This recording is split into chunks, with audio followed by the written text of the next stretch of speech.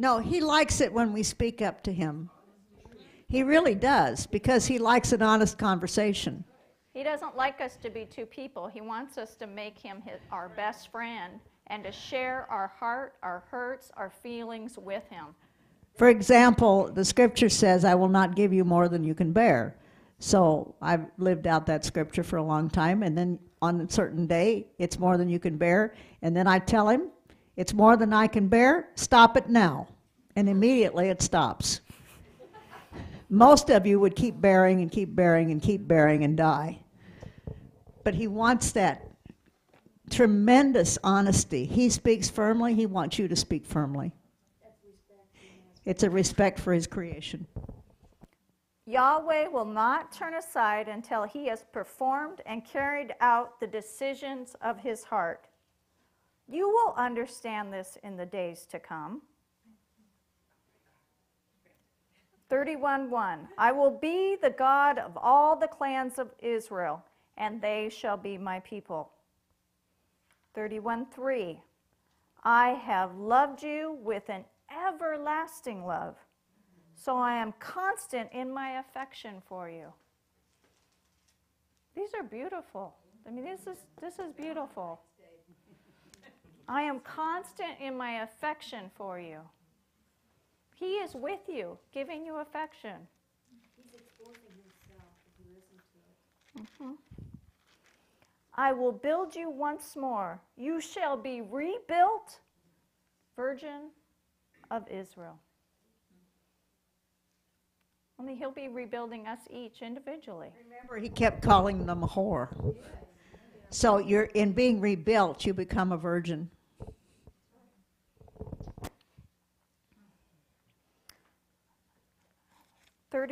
31:9 I will comfort them as I lead them back.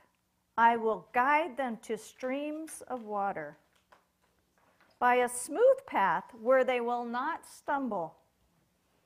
For I am a father to Israel. He'll guide us by a smooth path, if we let him guide us. Do we let him guide us? We have to trust him with our whole heart. Verse 10b. He guards him as a shepherd guards his flock. He's guarding us. He guards our heart. He protects us. As Betty said, he will not give us more than we can bear. 12b. Their souls will be watered like a their souls will be like a watered garden. I like that. Their souls will be like a watered garden. He's replanting them, making them fresh starts. Be like a watered garden. It's never thirsty. Continuously refreshed by him. Verse 24, 25. You guys there? For I refresh the wearied soul and satisfy every sorrowing soul. For I refresh the wearied soul and satisfy every sorrowing soul. And hence I awoke and was refreshed, and my sleep was peaceful. Do we say that in the morning? Do we appreciate it?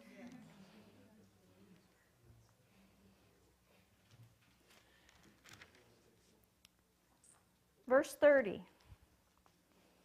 But each is to die to his own sin. For man who eats unripe grapes is to have his own teeth set on edge. So he's also reminding that each person will be judged as their own person. He's bringing about a new covenant, which we're going into. And this is really the call forward of Jesus and of a personal relationship with God. Before in the Old Testament, it was always a nation in relation to God. This is now a foretelling of the future covenant that's individual with God.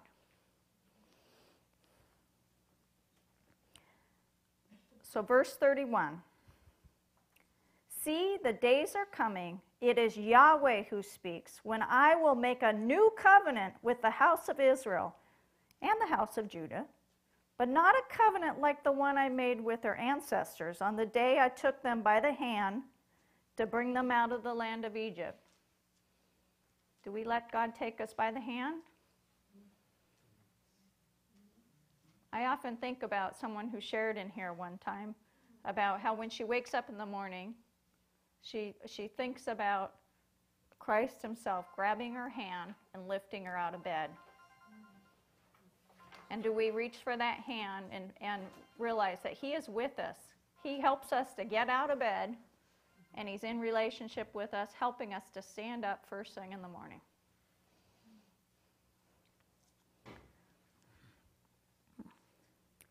Where am I? Okay. At this point, I'd like to tell about a dream I had a couple of nights ago, because not a dream, I had a vision, because it summarizes. Jeremiah had a vision.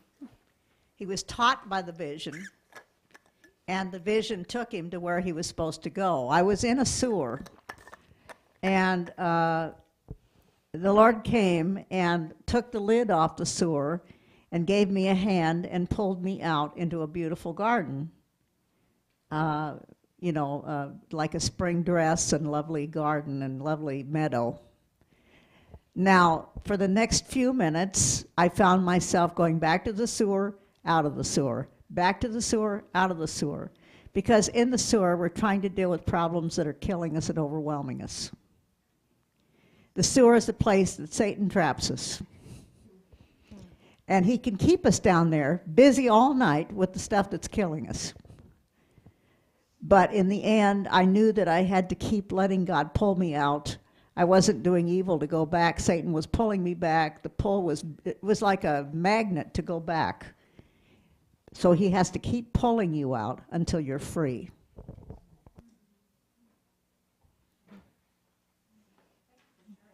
Mm-hmm. Okay.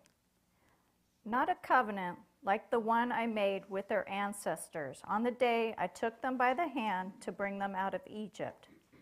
They broke that covenant of mine, so I had to show them who was master.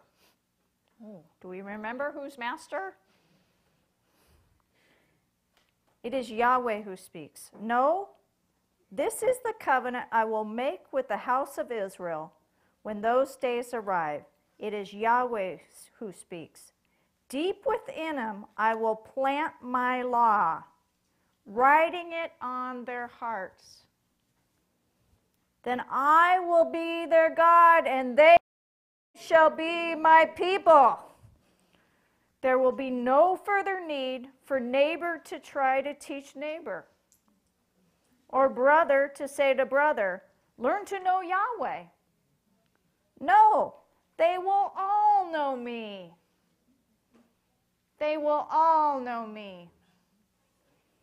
The least, no less than the greatest. The least of these to the greatest will know Yahweh. It is Yahweh who speaks. Since I will forgive their inequity and never call their sins to mind. Forgiveness. He's foretelling of forgiveness, a personal relationship of each individual with the living God. Hallelujah.